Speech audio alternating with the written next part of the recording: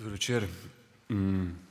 Ja, ime mi je Boštjan, rojen sem leta 1976. To so podatki, ki so zapisani v mojih dokumentih in s katerimi je povezana neka, recimo, približno zanimiva statistika. Namreč v drugi polovici 70. let, se pravi med letom 75 in 80, je bilo najbolj popularno in tudi razširjeno ime za novorojenčke Boštjan. Tako da verjetno že zelo dolgo časa niste srečali nobenega otroka z imenom Boštjan, nobenega fantka Boštjana. Razlog je v tem statističnem dejstvu. Boštjani se zelo pridno bližamo 50. letu. Moje poimenovanje je bilo sicer povezano z nekim družinskim diplomatskim zapletom. Namreč, ko sem se rodil, mi je moja mama najprej dala ime Uroš. Potem pa se je oglasil moj dedek, oče mojega očeta. Sicer sem bil jaz plod labodjega speva neke mladosti ljubezni, kar pomeni, da v trenutku, ko sem se rodil, moja mama in oče nista bila več skupaj, ampak očetova družina je bila vedno involvirana v moje odraščanje in moje življenje in še vedno je. No, in moj dedek se je takrat involviral na, bom rekel, sebi lasten način. Namreč moj dedek je bil celo svoje življenje velik štajerski rodoljub in lokalpatriot. Zanj sta bili dve absolutno največji osebnosti, lahko rečem kar svetovne zgodovine, Rudolf Meister in Anton Martin Slomšek. In v skladu s svojim rodoljubjem je vložil pritožbo, češ da njegov vnuk pa že ne bo imel imena srbskih kraljev. Moji materi se je sicer ta argument zdel neizmerno butast, ampak od vsega skupaj je bila malo utrujena in potem se je oglasila teta Katarina, ki je bila dedkova sestra in neka taka siva eminenca družine, in predlagala, naj mi bo pa ime Boštjan, in moji materi se je tudi to ime v bistvu zelo dopadlo in smo ostali pri tem. Zdaj ta uvodna anekdota je tukaj zgolj in samo v funkciji tega, da dobim dve imeni, ker pač potrebujem dve imeni za zgodbo, in ti dve imeni bosta očitno Boštjan in Uroš, za zgodbo, ki se dogaja 10-11 let kasneje na osnovni šoli, ljubljanski osnovni šoli, v osnovi dosti tipični šoli tistega časa, mogoče malo specifično v tem smislu, da je locirana na Viču in da to pomeni, da vanjo zahajajo otroci po eni strani iz takrat res elitnih Murgel, se pravi sinovi in hčerke direktorjev in politikov, ampak seveda na drugi strani Malega Grabna, če greste od Murgel proti jugu, je pa Cesta dveh cesarjev, Sibirija, še malo naprej Rakova Jelša, in vse to se seveda steka na to osnovno šolo, kar pomeni, da je ta šola res en tak Eintopf, en tak gemišt, socialni, nacionalni, skratka zelo raznolika scena tam vlada in znotraj te scene pač poskušamo vsi skupaj nekako odraščati. Tukaj vmes sta Boštjan in Uroš, sošolca. Boštjan je 1 leto starejši, ker je pač padel, tudi 1 glavo višji, in Boštjan Uroša ves čas maltretira, konstantno. Danes bi temu rekli bullying, takrat tega izraza še ne poznamo, ampak princip je isti, fenomen je dobro znan. Boštjan Uroša pač zmerja, psuje, kliče oziroma naziva z raznoraznimi nadimki, v bistvu čisto irelevantno, zakaj konkretno gre, karkoli Uroš naredi, je pač narobe. Če dobi dobro oceno, je piflar, če dobi šut, je glup kot točak. je Bosanc, je pač, čeprav ni Bosanc, nima veze, pač, ne, je črn, zelen, rumen, nima veze, ima 2 levi nogi, karkoli, irelevantno, pač Boštjan zmeraj najde nekaj, zaradi česar lahko Uroša ponižuje. Pa seveda ne ostane sem pri tem, je jasno, tudi ga udari, če treba ga pretepe. Praktično ne gre mimo njega, ne da bi mu vsaj eno tisto čvorgo spustil na glavo. In to se ponavlja, to traja, to res traja zelo dolgo časa. Seveda vsi to vidijo, ne samo otroci, ne samo sošolke in sošolci, tudi učiteljice. Ampak recimo, da so neki drugi časi, ko se od otrok pričakuje, da te stvari zrihtajo med sabo, ne, sploh fantje, ker fantje so pač fantje in to, da se znajdeš v taki situaciji, je del tega, kar imenujemo odraščanje. Poleg tega je stvar objektivno gledano relativno neškodljiva glede na druge primerke in druge primere, ki so na šoli bolj pereči. In zato to vse skupaj vsi puščajo primeru. Se malo obnašamo, kot da se ne dogaja nič, ampak za Uroša je stvar še kako pereča in še kako boleča in seveda poskuša zadevo urediti. Trudi se, ne vem, poskuša se postaviti zase, udar nazaj, ampak to se zelo slabo konča, ker potem faše dvojno. Poskuša si ustvariti nek socialni krog, se družiti z nekimi malo starejšimi fanti, ki bi bili kot da garancija za to, da ga bo Boštjan pustil pri miru, ampak Boštjan se na to ne ozira, ni ga strah in brez težav še naprej počenja to, kar počenja. In ker stvar traja in ker nihče ne stori nič, Uroš nekega dne pove doma. Pove očetu, pove fotru, kaj se dogaja. In foter pride v šolo. Ne gre do ravnateljice, da bi stvar zrihtal na najvišjem nivoju, ne gre niti do razredne črke, da bi z njo na 4 oči predebatiral situacijo in razmislil, kako vse skupaj rešiti, ne. To ni način, na katerega bi Urošev oče deloval. Pride med glavnim odmorom, cel razred je na hodniku, skoraj cela šola je na hodniku in ko se pojavi, je bolj vsem jasno ali pa vsi vsaj slutijo, kaj se bo zgodilo. Urošev oče, foter gre, poišče Boštjana,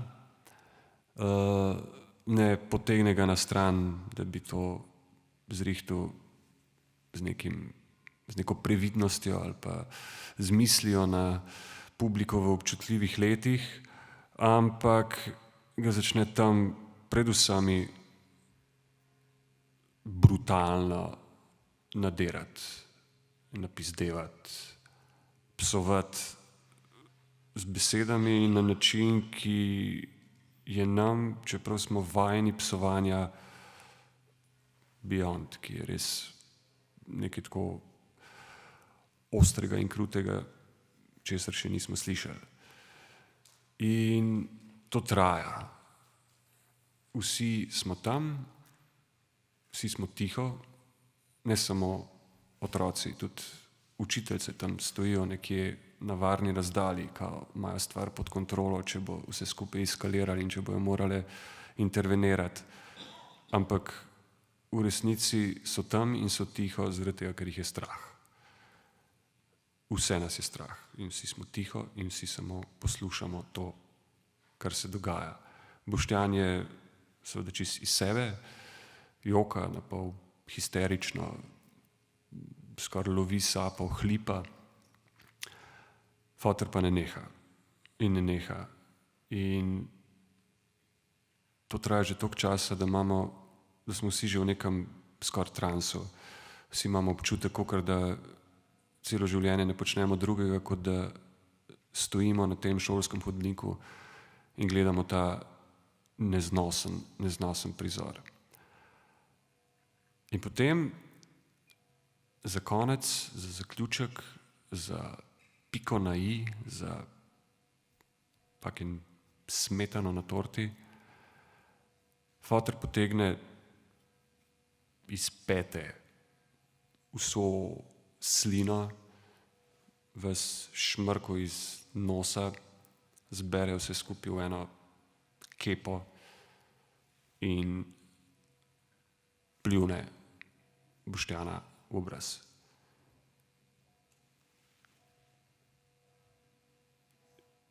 Temu zdaj sledi en filmski res, ena kratka cezura, ena zatemnitev, ne vem, kaj točno.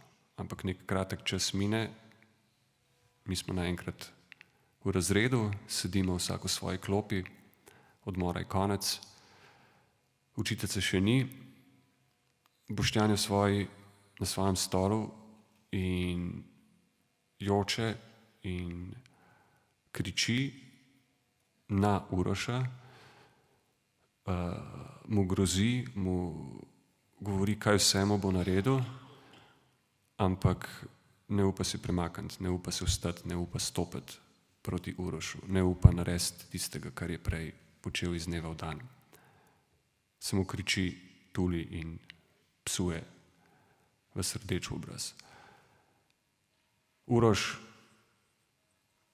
gleda pred sebe, obnaša se, kot da ne sliši nič. Na obrazu ima eno čudno zmes zadovoljstva, ker ve, da je zdaj nekaj drugače, ker vidi, da zdaj obstaja ta neka meja, ki je Boštjan očitno ne bo več upal prestopiti,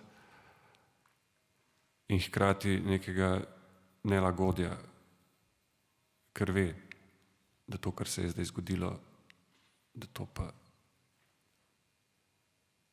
ne ve v resnici, kaj se je zgodilo, oziroma ne ve, kaj naj s tem počnem, tako kot tudi mi vsi ostali.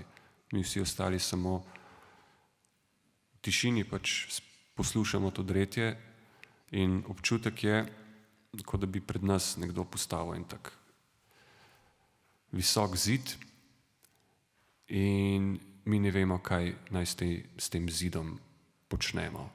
Ne vemo, a se ga da preplezati, ne vemo, a so kje kakšna vrata, ne vemo, a gremo lahko okrog njega, ne vemo, a ga lahko razsujemo, vemo samo, da je tam. Prišel je nekdo in ga je postavil pred nas.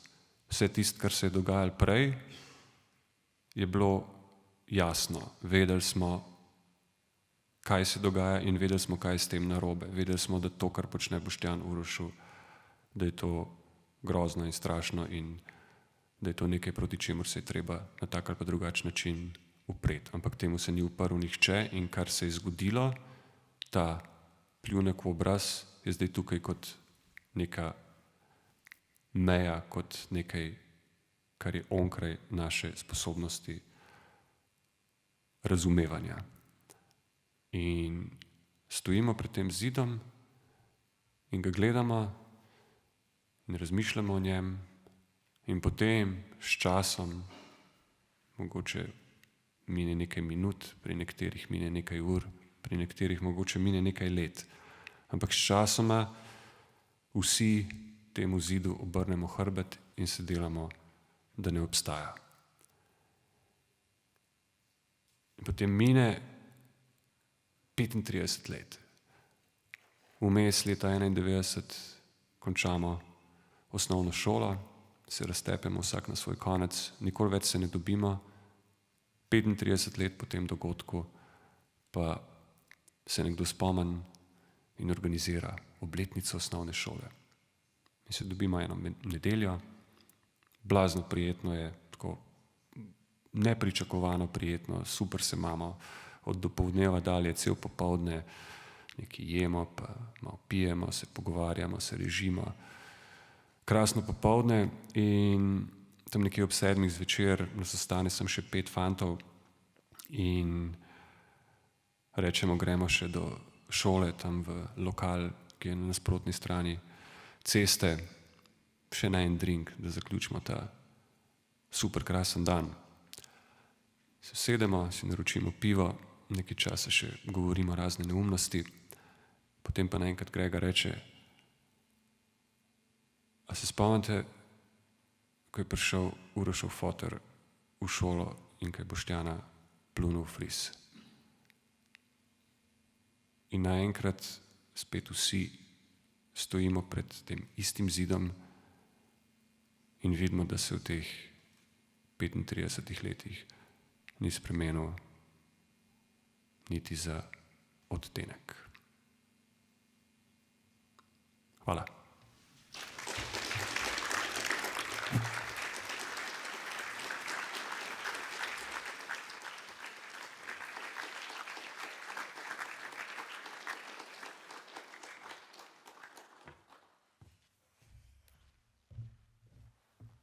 To malo predstavljam, da mi je treba tako hoditi gor pa dol po odru. Na oder prihaja pesnica, prevajalka, urednica, kolumnistka.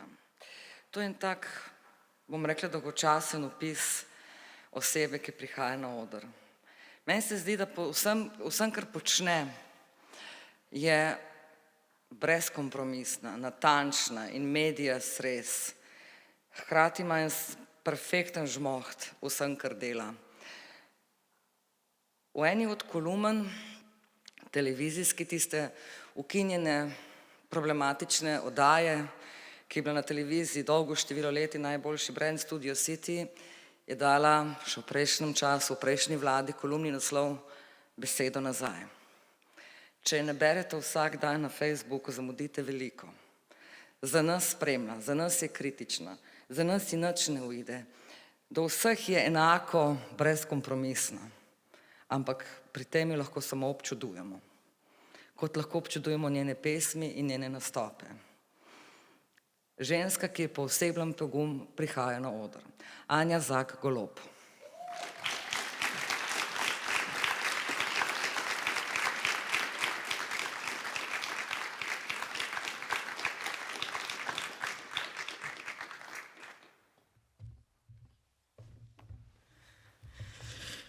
A si ti malo zaljubljena?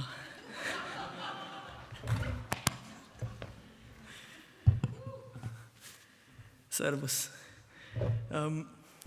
Jaz sem pa glih, hvala lepa, zdaj sem mi čist zjeba cel koncept. Jaz sem pa hotel začeti z iskreno izpovedjo tega, kako jaz nisem pogumna. Zdaj prije je neto, ko se nismo prej zmenili. Moram reči, da zdaj bom povedal eno zgodbo, ampak prej bi mogel reči, da jaz v bistvu to je prvič, da jaz to stojim, da sem jaz na odru pa ne berem pesmi. Ali pa nekaj, kar je s poezijo povezano. Ali pa da moram neko zgodbo povedati, nikoli se to še ni zgodilo. In to se bo verjetno tudi videlo. Teda v tem smislu zdaj, ali je v bistvu jedrt tak, ki je ful pogumna, ker pač jedrt tak, ki tvega. Jaz lahko še zmeraj zajebem, pa v tebi rekli, je v redu, prišel, proba, jebi ga. Medtem ko, jedrt mir je pol tošlo odpred, tako da, pač.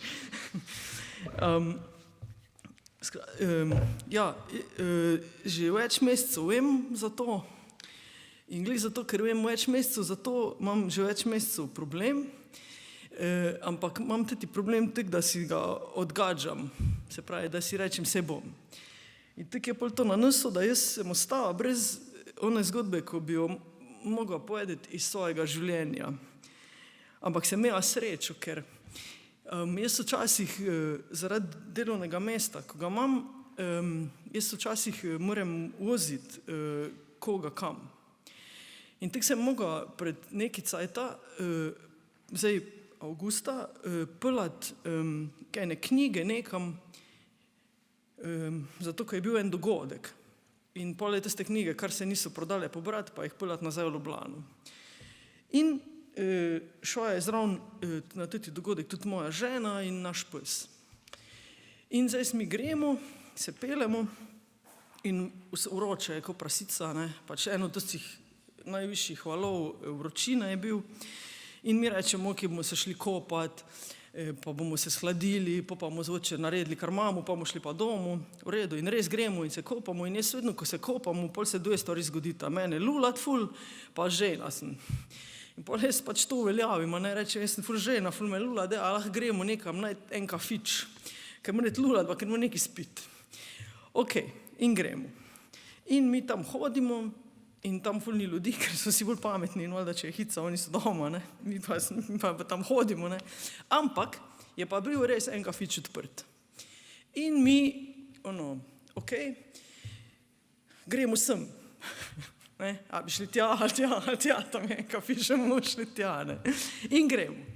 In se mi usedemo in tako prijemo in terasa je bila odprta in tako do fajn pokrito in tako vidio si, da ljudje skrbijo za to, da bi bilo čim bolj hladno, sam ne gre, pač ok. In ok, mi rečemo v redu, to bo v redu, ne, pač, ajde. In tam so notri bile, bil je nek tak šank in tako, neke mize so bile in tako so sedeli eni pobi, ko so se tudi prekopali, izgleda, ko so bili bolj nagi, ko ne, pa so imeli neke brisače, so šili pa tako, pa očitno so se poznali in tako pa so tam pili per. Pa je tam pri šanku eden sedel, pa je nek špricer žulil, pa mislim, da je bila še neka familija ali kaj neki. No, pa je bila še ene par misije, je bil pa fraj. In tako jaz rečem, ok, da gremo tam koni mizi, tako bek, da ne bomo se jih motili, oni se vsi med sabo poznajo, mi smo prišli, nas ne poznajo, ok, v redu, ne bomo se usedemo, oni nam prinese za pit, ok. No, in potem mi to sedimo in, bo je pa to v kanalu ob Soči, ne. Ko to je pomembno za zgodbo, da veste, kje bo, ne. No, in mi sedimo in pač žulim tisti pir, ne, pač ali kaj že, nek radler ali kaj neki sladko komarija, grozno. Ampak v redu, jaz to žulim in to se mi se tam nekaj pogovarjamo, ženo sem in tja, ampak pa so oni pobi, ne, oni na polnagi, so bili ful glasni. In meni se zdaj to pa je nujno, ali že zaradi dialekta in dialektalnih posebnosti je nujno prisluhniti, ali kaj šele to, kaj se menijo. In meni so se točno o tem, in sem jaz tam našla svojo zgodbo za danes, ne? Ker se meni točno o tem. Zdaj pa vi predstavljate, najprej moramo to razčistiti, koliko do vas je bo v tem kanalu ob Soči? Halo, no, dajte, no. Ok, kje je to zdaj procentualno? To je tako ene pol, slabe pol. Ok, no, vejte, da tam kanal je, ni kanal, se slabo izgovarjam, žal, kanal ob Soči, vejte, po čem je znana, ne, poleg pač naravne posebnosti, tam je en most. In zdaj, mi moramo zdaj najprej, vi si morate to predstavljati plastično, in zdaj iz moje pripovedi, kot rečeno, jaz nisem vešča, o tem si ne bote, tako da mi zdaj, če si predstavljate, jaz, hvala lepa. Jaz sem, tako če stojim, jaz sem velika točno 1,80 m. Zdaj, če si predstavljam, ne vem, jaz si težko predstavljam, jaz sem sicer to probal doma, ampak težko. Ti most, če ti gor stojiš na vrhu mosta, ti most je dota do reke, je 17 metrov. To je zdaj, če si predstavljate, 9 mene pa pol v luft. Ker sem pa ugotovila, da si to težko predstavljati, sem ugotovila, da moram jaz to vam pokazati. Ne bom jaz to pokazala.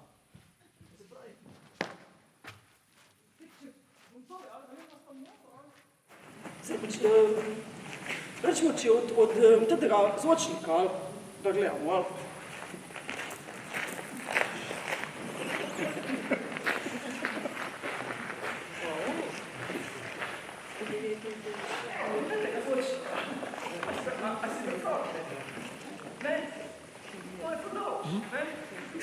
če je tek postavljeno, ne je tek postavljeno. Tek je noč, nekaj še vedno. No. Zdaj se mi zdaj dramaturgijo popolnoma, zaradi tega prikaza. Evo, a vidite, ne, res je, tudi če je temno, je davč. Kaj še le, če je svetlo, ne. In oni so znani po tem, da oni skačejo dosti tega mojsta, net v vodo, brez žnure.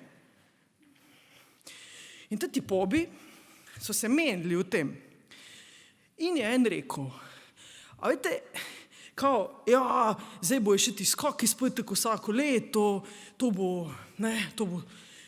je super in to, samo ni to, moraš biti res korajžen, da si ti to upaš, ali pa rek drug, samo pri nam, tako ali tako vsi skačemo, mi smo vse, ali pač to pri nam ne moreš drugače, ali pač ti si, ko si mali, ti začneš skakati, ali ti vse skačejo, ali pač vse, to je nujno.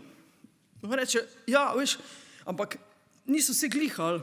En si, to ni pri vseh isto to, ali ne moreš gledati. Pa reče, ja, naš sosed. Pa ne vem, kak ime, pač, rečemo, da je Franc, pa ni bil Franc, ampak ajde za lažjo predstavo. Naš sosed, ali, on je pa najbolj korajžen od vseh. Pa on reče, kaj je, on najbolj, kaže, mi vsi korajžni, mater, si to ono, ko si mali, z 3 metrov skačeš, pol, ko si malo bolj velik, z 5 metrov skačeš, pa to, pač, ono.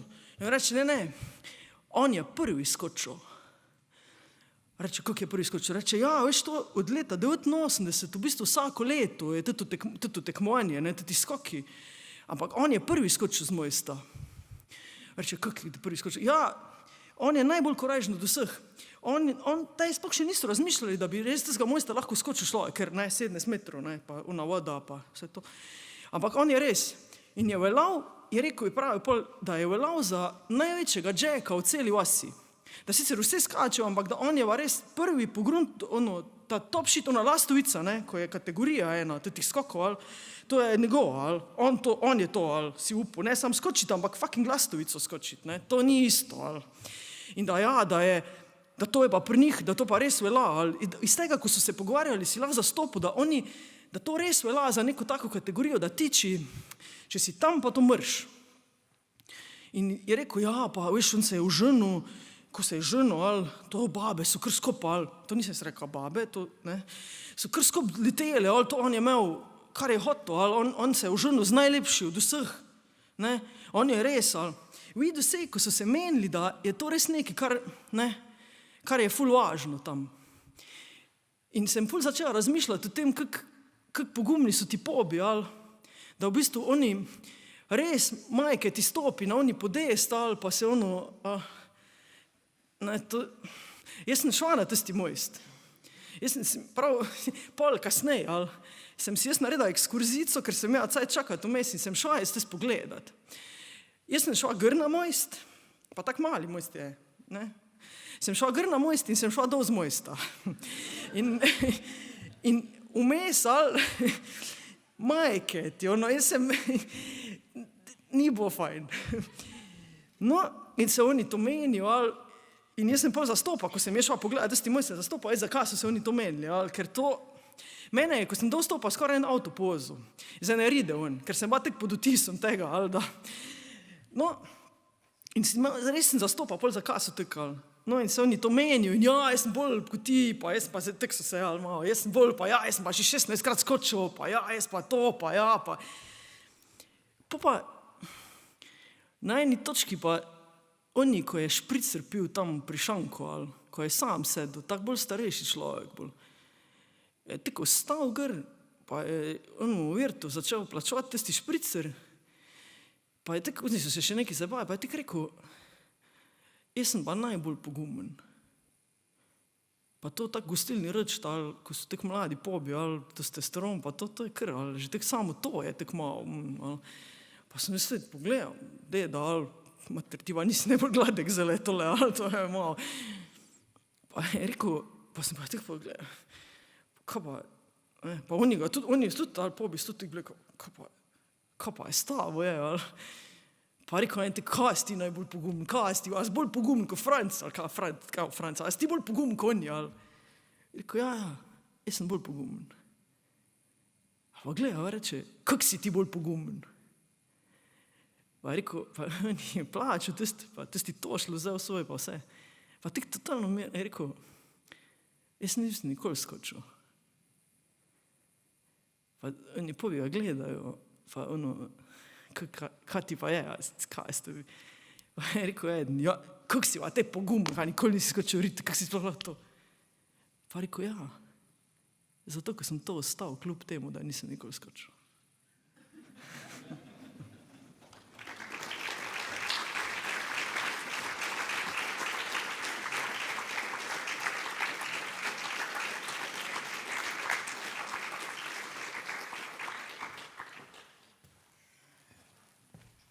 A vidite zdaj, kako smo mi mednarodni festival, ne? Kanal ob Soči, ne? To ni Novo mesto.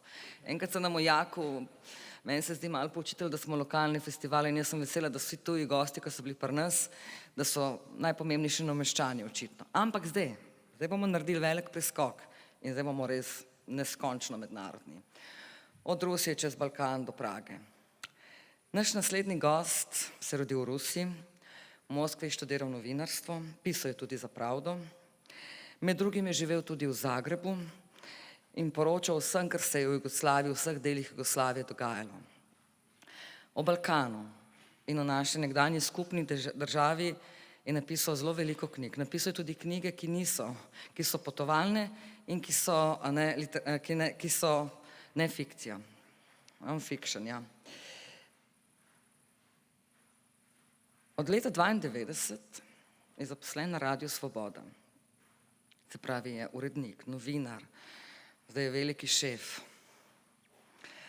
na Radiu Svoboda, živi pa v Pragi. Je največjih poznavalcev Balkana, Jugoslavije in teh razmer in vsega tega, kar se je tukaj dogajalo. Ko sva si dopisovala o tem, da bo naš gost, sem jaz pisala v nekem ex-ju esperantu, tako kot govorim, on je pisal v perfektni hrvaščini nazaj. In v tem jeziku bo danes tudi govoril, ker ga zelo dobro obvlada. Z njim je tudi njegova žena, Olga, ki je Ukrajinka, ne razume glih najbolje, ampak je pa prišla, ker se mi zdi zelo lepo. In na oder vabim Andreja Šarja.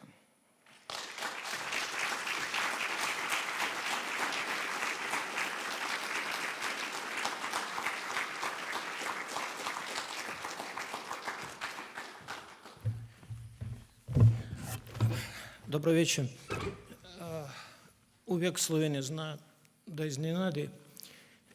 Kolegu Bostjana razumio sam 100%, kolegu Anu samo polovicu. Toliko drugačije složište, ali ekspresija je takva da svaka čast. Ja sam došao prvi put u Sloveniju 1993. da govorim sa predsjednikom Kučanom, pak sam došao 1994. da govorim sa Leonom Štukeljem, koji je rođak Novog Mjesta i koji je imao 96 godina i vježbao gimnastiku, tako da ja ne mogu to da predstavim kako to čovjek radi. Pak sam došao da pričam sa Ivanom Novakom iz Lajbaha, pak sam otišao u Prag, ali ipak sam Rus i moja priča nažalost neće biti vrlo vesela. Oprostite, zbog toga zadnjih pola godinu živim sa pasošem država agresora i to je jedan težak osjećaj i htio da podelim malo svojih razmišljenja o hrabrosti, o tom kako su jedan rat prerastao u drugi rat i šta je s toga sve događa. Govorit ću na svom hrvatskom sa malo srpskih slova sa snažnim ruskim naglaskom, ali nadam se da ćete me oprostiti još jednom za to. A ću imati šalabahter i hvala Jedrti za dobre slovo mene i hvala da imam mogućnost ovdje s vami da pričam. Onda počet ću sa djetinjstva, sa nekih uspomena kao i kolega Bastian. Ja sam odrastao na sovjetskim pionirskim pričama o Drugom svjetskom ratu, koji u Rusiji naziva još uvijek Veliki domovinski rat. Od djetinjstva sam se nadao da takav rat nikad neće ponoviti, zbog toga da sam se bojao da ne budem dovoljno vrijedan da branim svoju domovinu. Mi smo u mojoj široj obitelji imali jednog ratnog junaka, to je bio stariji brat od moje majke, za mene on bio uvijek Valja i u ratu on se borio kao oficir izviđač i zaradio nekoliko medalja. I ja sam jednom pitao moju mamu kako to je biti ratni junak i šta sve čovjek mora da napravi da postaje takav. Mama mi je odgovorio da u tijeku jednoj teškoj bitci moj ujak Valja goloruk u rovu ubio nekoliko fašista. I ja sam prestrašio. Imao 7 ili 8 godina, nikad ne bih imao hrabrosti za nešto tako. Ujak Vanja živio daleko od nas, dolazio samo u posjet, ja sam živio u Moskvi. Bio malo težak, ali je vrlo zgodan čovjek, uvijek dobar sa mnom. I nosio tamnu jaknu s medaljama, valjda s onime koji je zaradio kao ratni junak.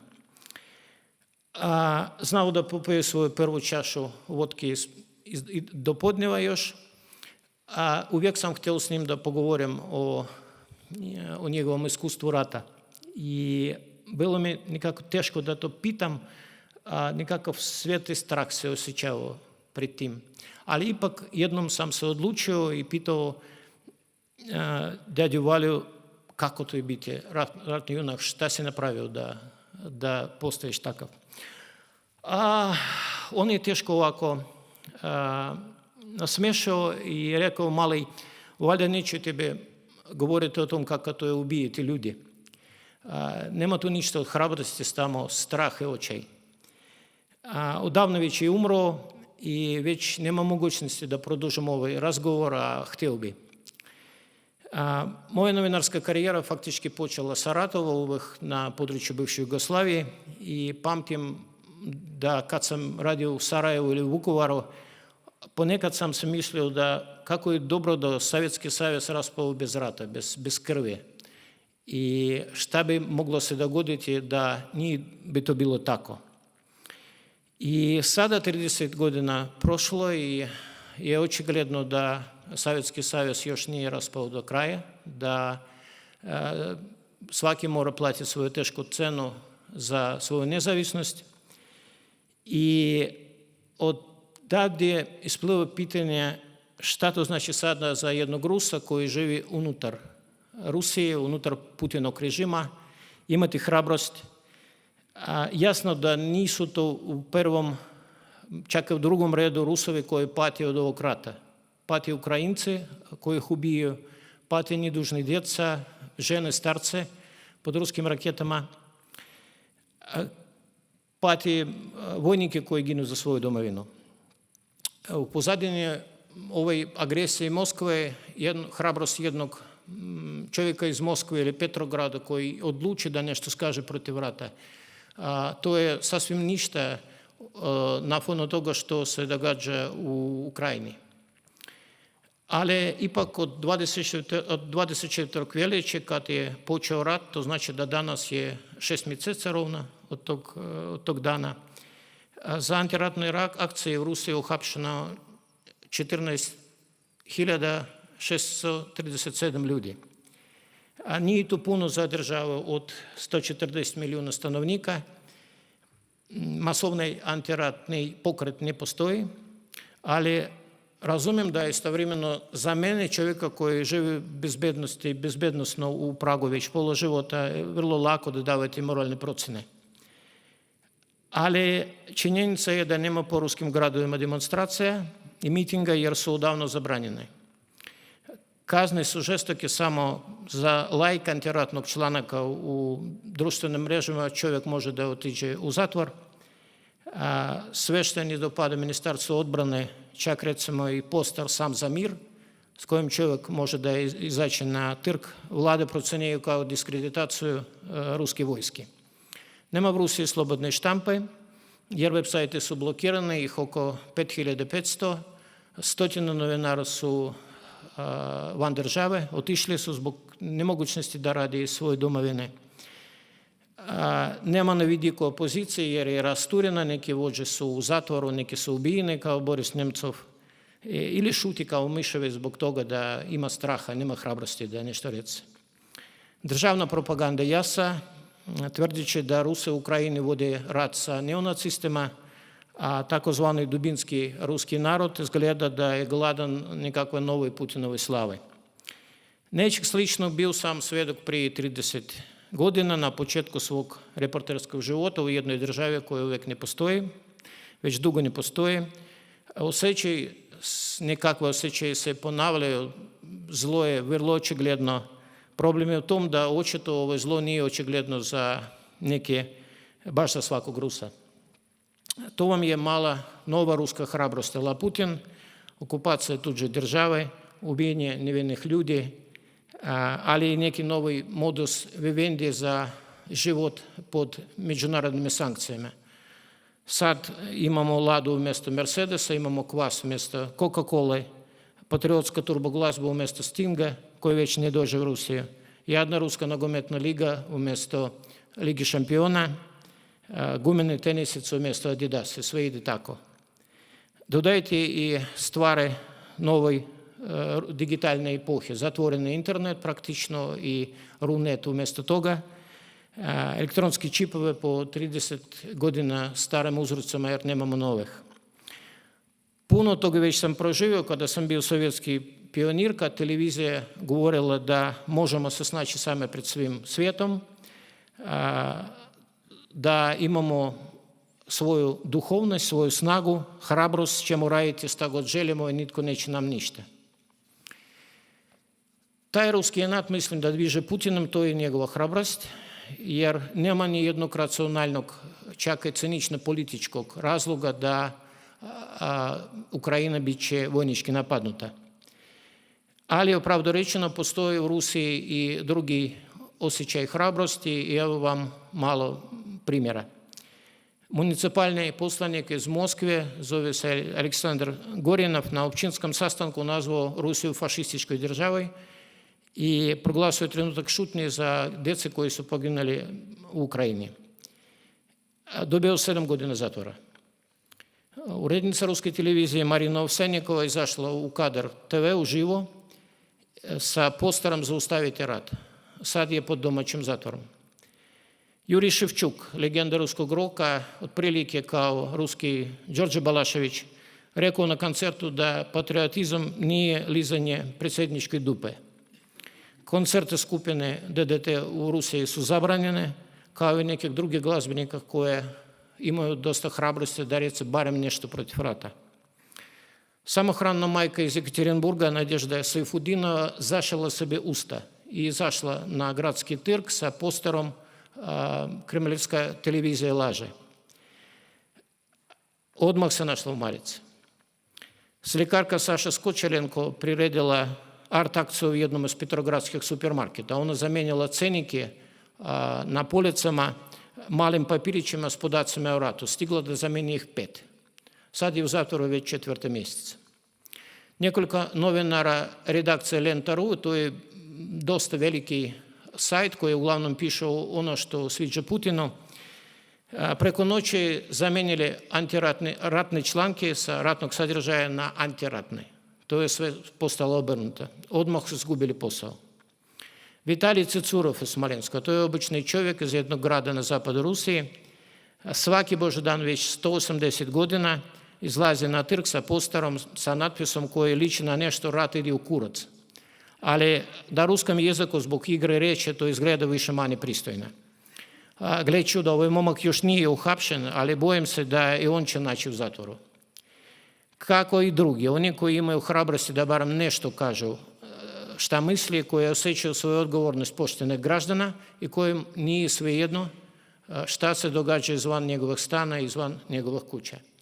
Onda to su neke razne razumijevanja hrabrosti. Od mog Ulijeka Valiji, kojeg poštujem, od Putina, koji još je predsjednik moje države, od nekih ljudi koji imaju dosta hrabrosti da riskuju svoj blagobit za nešto što je bitno za njih. Hvala lijepa.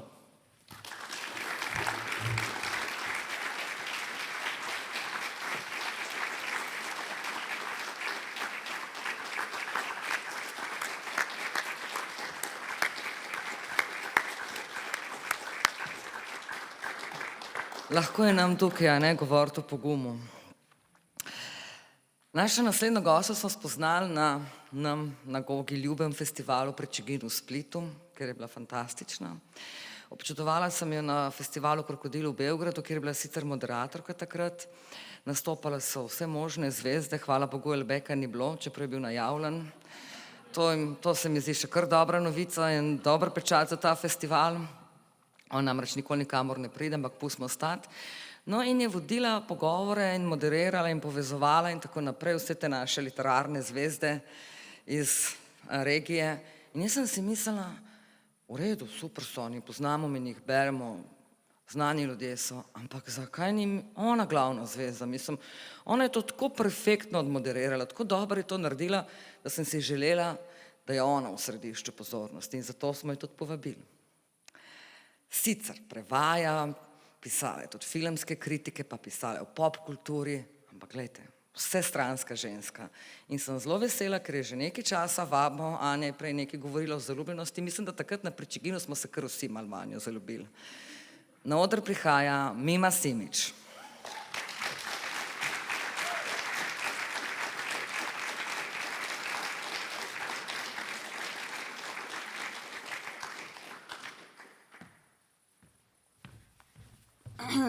Zdravo, novo mjesto. Najveća hrabrost je večeras da ja s vama razgovaram na hrvatskom i nadam se da ćete me razumjeti. Jako mi je teško nakon kolege pričati. Ja ću se sad pretvarati da ništa nisam razumjela što je on priča. Što je stvarno zajebano i vratilo me...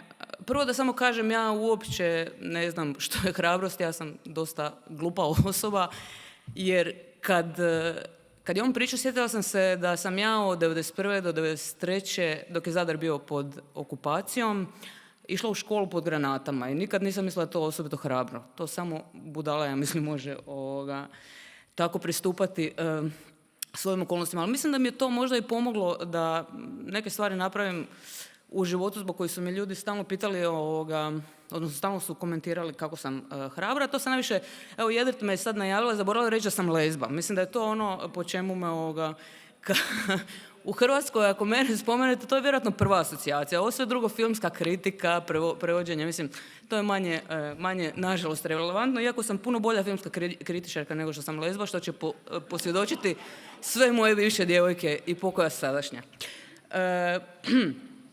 I kad sam razmišljala o toj hrabrosti, znači ljudi obično misle da je to autanje, da je to jako hrabar čin, meni je to oduvijek bilo kao hodati pod granatom u školu, neka najnormalnija stvar. Znači to sam ja i ja ću to bilo gdje reći.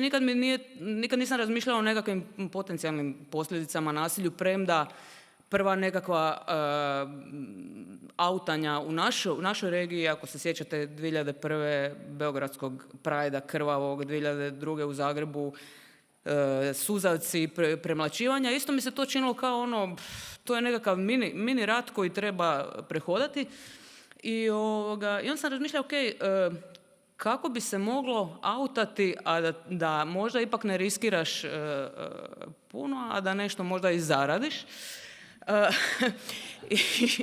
To je moguće, moguće. Ja sam se dovinula tome da odem na kviz Ko želi biti milijunaš i da tamo se autam, što do tad nije, a ni od onda još niko nije napravio.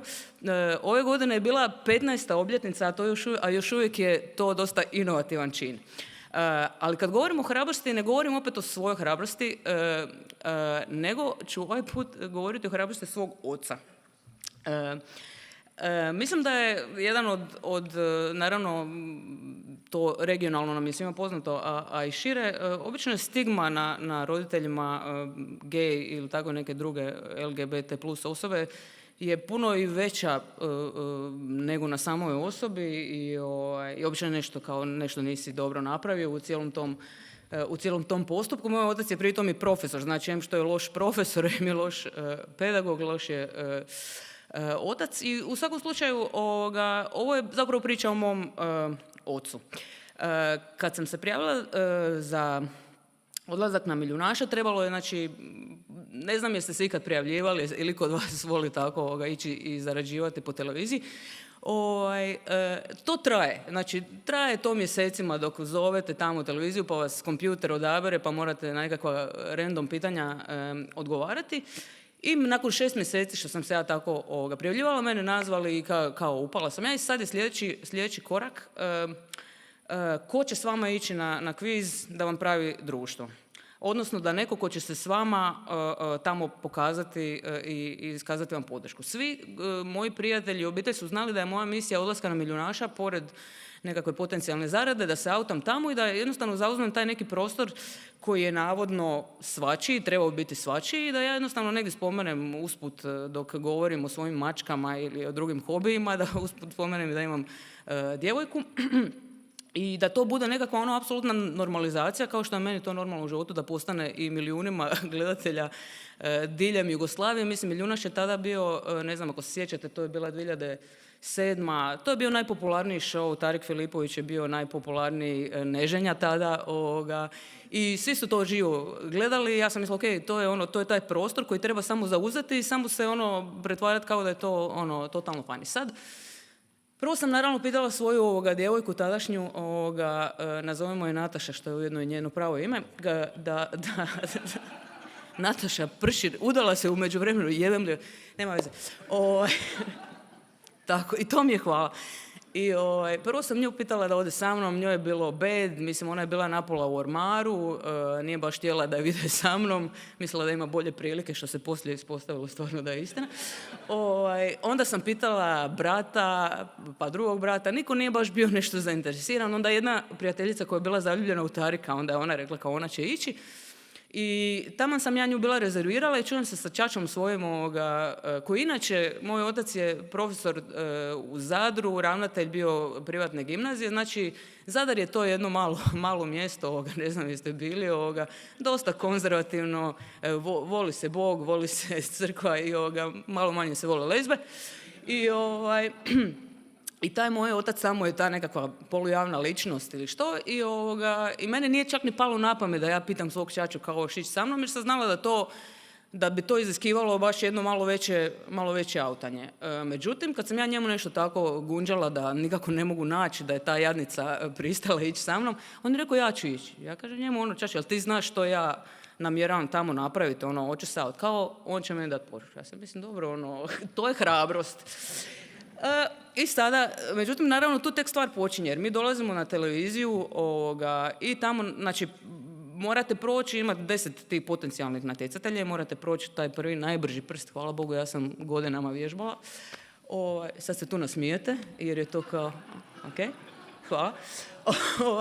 Dolazimo na tu vražju televiziju da bi nama rekli na ulazu da će ta emisija, ta vaša epizoda biti emitirana na Uskrs. Što je ujedno, ako ne znam koji je najveći blagdan u Sloveniji, možda je, ne znam, Prešernov dan ili dan Bojana Križaja ili nešto tako, ali u Hrvatskoj je to Uskrs. Najveći katolički blagdan, najvažniji dan u Hrvatskoj i dan kad svi gledaju vjerojatno televiziju, jer tako obitelj provodi kvalitetno vrijeme skupa. Moj otac je u tom trenutku progutao knedlu veličine kugle, one za kuglanje i pitao me, dobro, jel ti još uvijek to sad želiš napraviti? Ja, hvala Bogu, u njega ne vjerujem. I rekla sam, naravno, namjeravam to napraviti i jadan ćaća tu je već našao u nebranom grožđu. I onda se on valjda molio tom Bogu da ja ne prođem taj najbrži prst, međutim, ipak je to dobro prošlo. I sad ja se nalazim pred Tarikom i sad je, teren je postavljen, otac je u publici, blijed, ko krpa i ja sad znam da je na meni užasno velika odgovornost ne samo prikazati tu jednu hrvatsku lezbu u dobrom svjetlu, izraditi nekoj pare, nego ne osramotiti ćaću, jer jedna je stvar, kako da kažem, autac je reći da imam curu, ali ja moram izraditi neke pare, jer ako ispadnem sa 100 kuna ili 15 eura me pošalje doma, bit ću glupa lezba, a to stvarno, iako sam priču počela s ovom glupošću, ovo bi bilo potresno i za moju obitelj i za širu zajednicu. I sad sam se ja malo krenula tamo preznojavati pred Tarikom.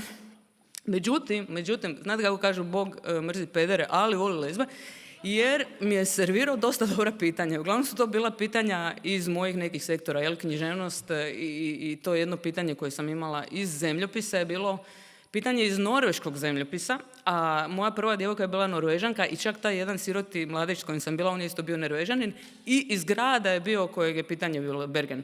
Znači, tako sam ja bildala svoju, išla sam prema što više kuna. Moj otac, u Tariku se njemu, inače možete ovu epizodu gledati, ništa da ovo je sve istina. Možete gledati na YouTube-u cijelu tu emisiju, možete vidjeti mog ćaču kako je jadan tamo, kako je jadan u publici ko smrti izgleda na dopustu. I majke mi užas. I ništa, i sad, meni je bilo bitno kako će Tarik odraditi stvar, zato što kako Tarik odradi mene, to dirigira na neki način kako će ta mnogobrojna publika doma mene tretirati. Ja sam znala da on ne može sad, kad ja u nekom trenutku spomenem da imam djevojku, da on ne može on baš mene pitati kako su vam roditelji reagirali, jer to nije taj diskurs, plus eno mi roditelja u publici, valjda me podržava. I zanimljivo je da kad smo došli na televiziju, znači kad idete pred Tarika, ispunite jedan formular gdje piše hobi, znači mačke, filmovi, ne znam što. I onda piše živite s partnerom, znači udana, neudana, živi s partnerom. Znači uopće nema opcija ako ste lezba ili živite s partnericom, ne postojite u tom sustavu formulara i birokracije. Ja sam zaokružila živim s partnerom i dodala icom. Znači malo sam im lektorirala taj formular. I Tarik je dobio taj papir kad sam ja sjela pred njega. Međutim, mogu je naravno vidjeti odmah da sam lezba, ali imao je to i napismeno.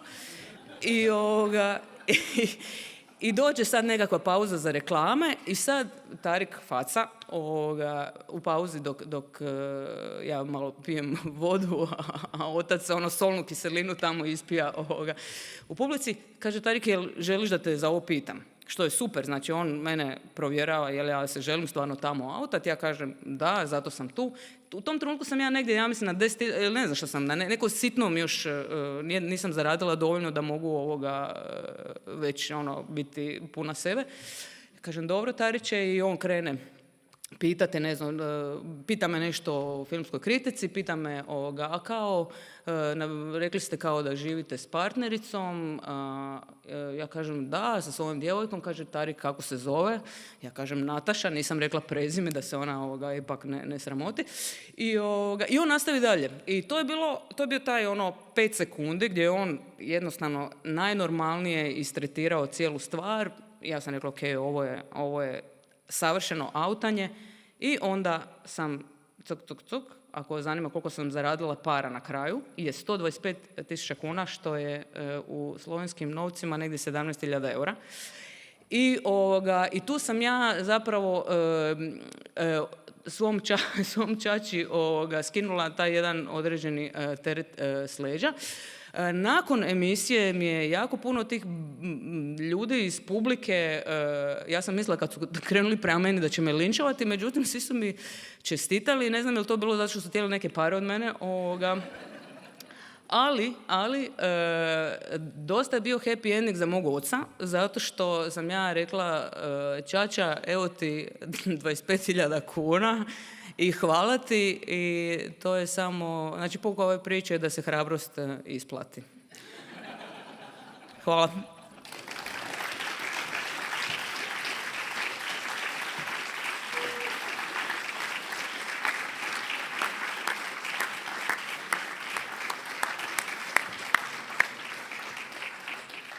Mima bo tudi jutri na tem odru. Jutri je v fokusu nam ljubi, že večkrat omenjeni festival Prečigini iz Splita. Naš naslednji gost je pesnik, pisatelj. Izdali smo 2 njegovi knjigi, pesniško zbirko smo prevedli in roman, ki mu je originalu naslov Jel ti šega, što se zoveš Donald. Naš prevod je perfekten, tako da vam priporočam, da to preberete. Napisan je v kleni sarajevščini, je kolumnist, je kot vsi mojster pisane in govorjene besede in najbolj znano meščan, Ahmed Burić Bure.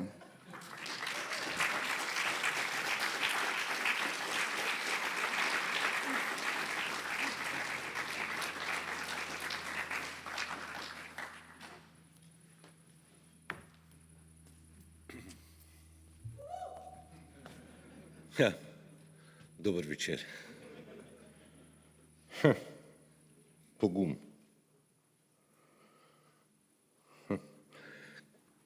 Kad je Jedrt objavila o čemu ćemo mi večeras govoriti i to da ću ja govoriti ovdje, meni je to izgledalo kao da trebam da govorim o astronomiji, jer moj život je sve, samo nije hrabra priča. Moj život je oda kukavičluku u nekom smislu. I bio sam u strašnom problemu što zapravo da govorim. Među ostalim sam razmišljao o raznim stvarima. Otišao sam još jučer u biblioteku, uzeo knjigu Strah im pogum Edvarda Kozbeka i mislio da naučim nešto na pamet. Jer onako kako su ti sjajni ljudi, poput, ne znam, Luisa Adamića, Kozbeka, živjeli, mi smo stvarno samo njihove sjenke. S druge strane, u novinama, kako sam ja beskrajni ljubitelj bizarnosti,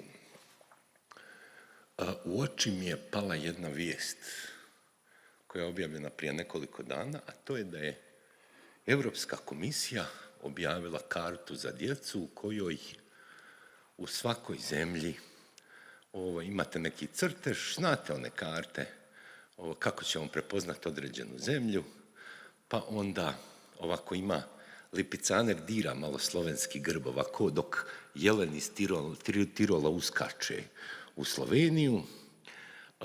Talijani naravno dole na jugu imaju picu, Mađari papriku, Rumuni grofa Drakulu, a cijeli taj bazen između Slovenije i Albanije je pokriven jednim medvjedom i Dioklecijanovom palačom u Splitu.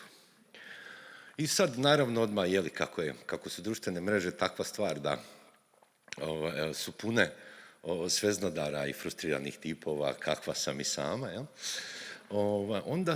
Onda su odmah rekli pa nije to valjda, pa na Balkanu ne žive samo medvjedi, pa kakvi su to stereotipi. Pa onda oni besposličari koji brane europsku ideju kažu pa nemojte tako, to je dječja karta, nismo mi to tako baš grozno mislili. I onda sam se zapravo sjetio da treba napraviti nešto što se zove, u stvari ne napraviti, nego treba se sjetiti nekih priča koje se tiču medvjeda. I negdje u 90. godinama moj prijatelj Tana, danas zagrebački odvjetnik, treba je večeras biti ovdje jer je spriječen, a i te veze između Zagreba i Novog Mesta su toliko mitske da ja tamo već na Bregani imaju moju sliku. Kaže onaj... I ja sam izašao iz Sarajeva sa dosta čvrstim planom da se brzo vratim. Otići ću u Rijeku, imam nešto posla i u to je počeo rat i ja sam odlučio, moj čvrsti plan da budem pisac je započeo tako što sam otišao u Zagreb, prijavio se u neku redakciju, sređivao sebi papire da odem u Bosnu. U tom trenutku su nam dali neke stanove, ali to su financirale neke islamske organizacije koje su nas odmah izbacile kad su našle flašu vinjaka Cezara. Ja sam se našao na ulici zbog Cezara i onda je stvar trebala da nastavi dalje. Moj plan, dakle, i plan mog prijatelja je bio da čitamo vijesti i budemo strašno objektivni u tim stvarima. Međutim, nama se nikako nije dalo da čitamo neke ozbiljne vijesti, nego smo uvijek nailazili na iste bizarnosti kao da čitamo. U jednoj od takvih vijesti koje je prenijela HINA pisalo je da su medvjedi, risovi i čagalji koji su nađeni negdje na italijansko-slovenskoj granici, valjda negdje oko Soče, da su oni pobjegli iz Bosne i da su slovenski i italijanski ekolozi lijepo njih sve popisali i katalogizirali i da će ih vratiti u Bosnu kad jednom sve te ratne operacije prestanu. Dakle, oni će se vratiti. Sad taj dijalog između Tane i mene glasi nekako ovako. On onako priča malo nabusito. Jesi vidio ti onu vijest da su pobjegli medvjedi i risovi i čagalji? Šta su čagalji? Rekao, ne znam, možda neki pacovi. A nije, našao sam. To su, kaže, ovi šakali, džakal. Aha, dobro. Kako su nama zamjerili da smo otišli iz Sarajeva, a flora i fauna se preselila. Šta ti sad misliš šta će biti tamo? A rekao, ne znam, ajde, pokušat ćemo i u tom trenutku se sjetim jedne stare priče, jer mi kad smo počinjali raditi, to su bili ti radiji 90-ih, Student, onaj u Metliki, onaj u Mariboru, onaj u Zagrebu, Stokec. I sjetim se kako je jedan moj prijatelj ribar, danas je marketinški guru u New Yorku, rekao da su ribari strašni lažovi, ali da mu je tip ispričao nevjerovatnu priču. Kaže on, sjeo ja u svog fiću, idem da pecam ribu, ko kad bi sad otišao u Križevsku vas. Kaže, kod Vidmara tamo, smije se. I kaže, i odjednom, kaže, ja ovako vozim, kaže, kroz onu maglu, kad, kaže, milicajac sa onim, kaže, bijelim na rukama. I ja njega udarim autom. Kaže, ja se zaledio. Šta sad da radim? Jebote, miš, zgazio sam policajca. To je doživotna robija. Otišao sam u kut. Kaže, izađem ja, kaže, otvorim vrata od onog fiće, kad vidim, leži medvjed. Pa kaže, a otkud mu, kaže, onaj bijeli ovratnik, kaže, pa išao negdje upao u krečanu, kaže, u vapno, pa mu ono ostalo, kaže, ja ga, kaže, dirnem malo štapom, kaže, on se digne i pobjegne, ja brzo u fiću, kaže, i stvar gotova. Aj, super, sad to meni nešto ovo, i vratim se ja, moj plan da postanem Hemingway vrlo se brzo odvija. Ja se negdje u 8. mjesecu 1992. vratim na Igman, na položaj oko Sarajeva, izdeveram sve te neke hrvatske papire. U jednom trenutku sretnem, vidim tamo da to baš nije ni izbliza sjajno. To su neke male jedinice između sebe posvađani šerifi. Neće to baš ići, neću ja baš tako slavno na bijelom konju u to Sarajevo. I vidim da i sretnem tipa koji mi tamo izgleda najzanimljiviji. Njegovi su roditelji gastarbajteri, on je samo rođen u Bosni. I onda se odrastao je na svim ovim Rambo, ovim ratnim filmovima i kad god pitate nekog za njega, on kaže da je to bio najhrabriji čovjek na svijetu, a njegove su metode bile sljedeće. On vrlo brzo, kako je znao par jezika, on vrlo brzo nauči sve te četničke pjesme i obuče srpsku uniformu i provede sa srpskim vojnicima 10 do 15 dana. Onda čita sve njihove položaje, onda se nazad vrati pa ih napadne. Lud tip zaista. I on kaže, i sad mi nešto pričamo, ja rekao, čekaj jebote, ti stvarno ideš tamo i radiš to. Mislim da te uhvate, zapalit će te živog. Pa veli on, znaš kako je to? I oni fukara i mi fukara, sirotinja. A rekao je se nekad ti stvarno iskreno prepao. Kaže on, pa neću to objaviti. Velim, neću. Veli, jesam. Rekao ja, čega? Kaže on, medvjeda. Kako rekao medvjeda? Znaš šta kaže, meni je potpuno jasno. To kad recimo sretnem čovjeka koji hoće da me napadne, ja ću ga savladati za 3 sekunde. Ali ja sam sreo medvjeda. Kaže, ja sam se ukočio.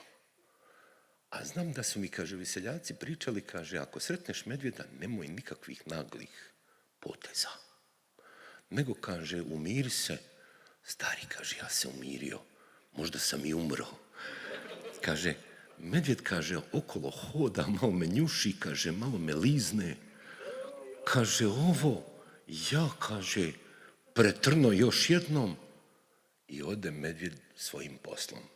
Kaže, poslije sam čitao, kaže, da medvjed napada samo 2 slučaja, a to je kad mu ne uspije parenje i ženka kad štiti mlade. To je jedini put, to je 99% napada medvjeda se događa zbog toga. Kaže, ja sam izgleda imao sreću, kaže, da je ovom medvjedu dobro prošla jebačina, jer bi već bio prošli, jer kaže, te priče da se neko rvo s medvjedom, kaže, to su budalaštine. Medvjed ima snagu kojom lomi kičmu jednim udarcem. 10 puta veću nego najjači čovjek. I tu nema ništa, zato sam se jako nasmijao kad sam 2013. godine u jednim novinama pročitao kako u istočnoj Hercegovini, odakle sam ja porijeklom, tip rukama zadavio medvjeda. Sad, kako su tamo na granici Hercegovine i Crne Gore mitovi rastu kao u džungli, onda sam se ja malo raspitao i otprilike sam došao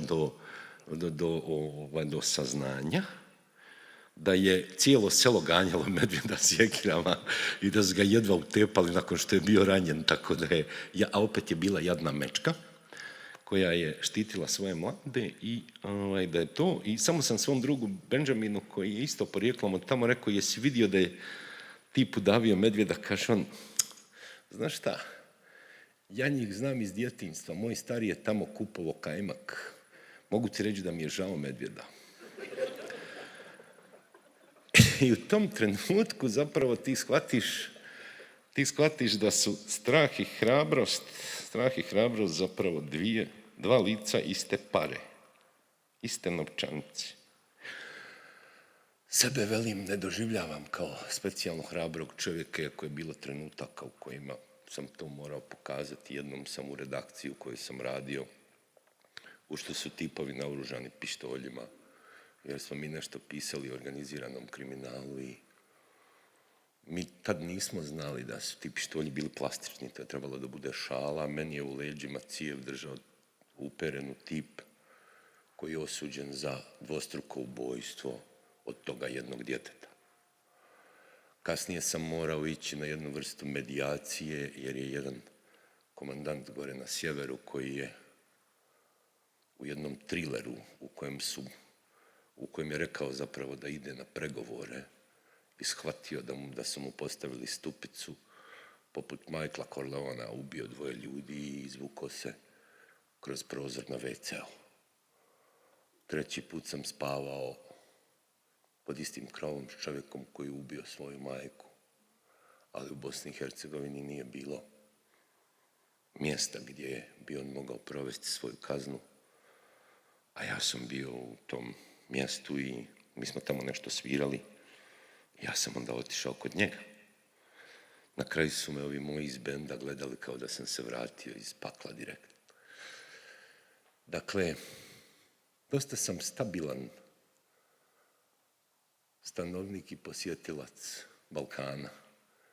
Živim u zemlji u kojoj su lažni patrioti ubijedili ljude da su ih opljačkali i podijelili za njihovo vlastito dobro. Pored njih su susjedi koji niječu da su ikada napali tu zemlju i činili joj zlo. U Makedoniji sam sebi na literarnoj rezidenciji navalio tajnu policiju na vrat, jer sam u televizijskoj emisiji govorio o nekom tipu koji je kasnije osuđen na strogi zatvor i to da vrati imovinu od 36 miliona eura. U Crnoj Gori sam povezan s jednom malom alternativnom skupinom koja je na početku počela priču o nezavisnosti da bi prošla vlast preuzela njihovu ideju i dovela Crnu Goru do nezavisnosti. Njima se nije naravno zahvalila, a onda je Srpska pravoslavna crkva unajmila iste one kriminalce koji su unajmili oni da naprave identitetizaciju, da bi onda činili ovo što danas čine. I ispada da je još uvijek najbolje tu u Sloveniji, gdje mogu da vozim bicikl i da me zaustavi policajac koji misli da sam medvjed i da mi da pušem balon. I da, kad kaže, tip došao u šumu i hoće da ubije medvjeda i došao da uzeo pušku, izađe mali medvjed, on upuca medvjeda, dođe stari medvjed, pokuca ga po ramenu, on se okrene šta je bilo i stari medvjed njega brzo kazni tako što ga siluje. Vrati se on nazad doma, kuće štači, izgubio obraz, opet on se sutra spremi, opet sutra na čeku, opet onaj stari medvjed ga pokuca, on naiđe, opet isti posao, 3. put se on spremi, uzme sve na svijetu, puške, opremu, opet na čeku, opet šušne, oda se, opet ga medvjed izjebe. I kaže, gleda ga medvjed i kaže mu, ma meni se čini da ti ovdje ne dolaziš zbog toga da bi lovio.